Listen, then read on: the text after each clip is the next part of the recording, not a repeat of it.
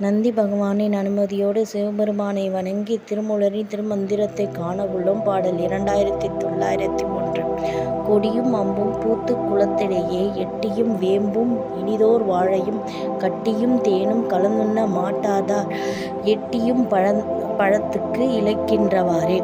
இதன் அர்த்தம் என்னவென்றால், முதுகு தண்டு வலம் சேரும் இடத்தில் இடது மூளை வலது மூளை உள்ளது. இதனிடையே கப சுரபியும் உள்ளது. இடது மூளை பகுத்தறிவு கொண்டது, வலது மூளை கற்பனை வளம் கொண்டது. கற்பனையும் ஆராய்ந்து பார்க்கும் தன்மையும் சேர்ந்து செயல்பட இயலாது என்று கூறுகின்றார். எட்டி பழத்துக்கு இழைக்கின்றவாறே. அதாவது, இப்படி இருக்கும்போது ஆன்மாக்கள் அனைத்துமே எட்டிப்பழம் என்பது இடது மூளையை குறிக்கின்றது. எதையும் ஆராய்ந்து பார்க்கும் தன்மை இந்த ஆன்மாவிடம்